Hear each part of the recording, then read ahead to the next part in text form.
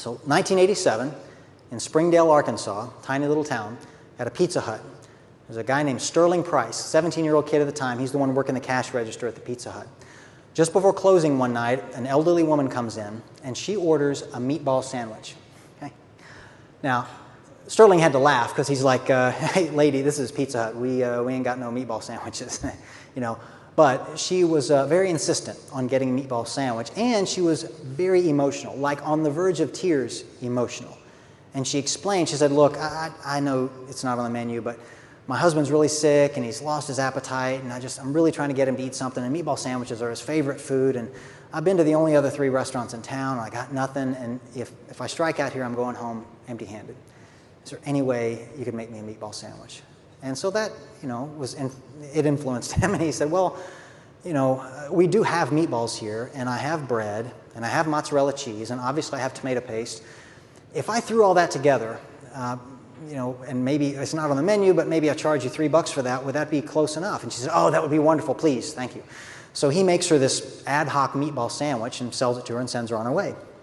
Doesn't think a thing else of it until 2 days later, when she calls him on the phone in the store and asks for him by name.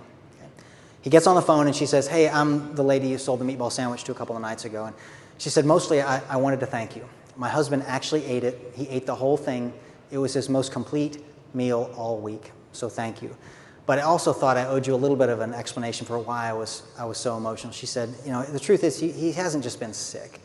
He was diagnosed with stage 4 cancer a few months ago, and he's been going through radiation and chemotherapy, and she said his loss of an appetite has been the least of his unpleasant symptoms, but it's the only one that I can provide any comfort for.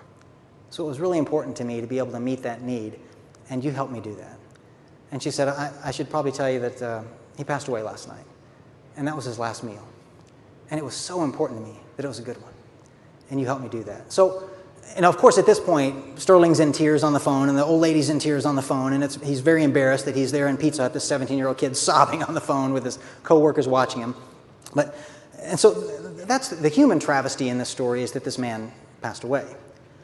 The business or leadership or organizational travesty is this.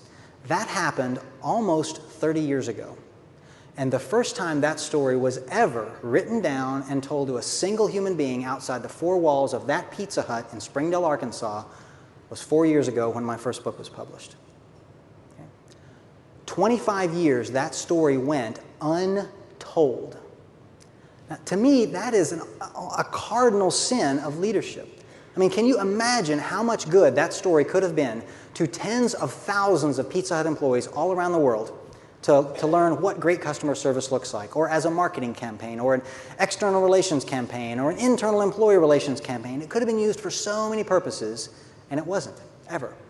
Why? Because nobody recognized the value in it. After all, it's just a story.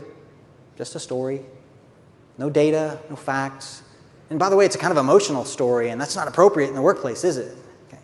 Wrong, wrong, wrong, wrong, wrong. Okay. Now, I won't share the story at National Car Rental, but suffice it to say that something similar happened there.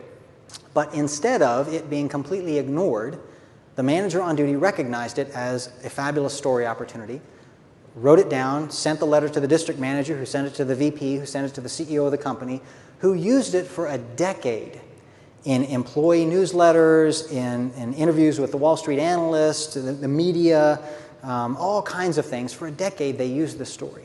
Right?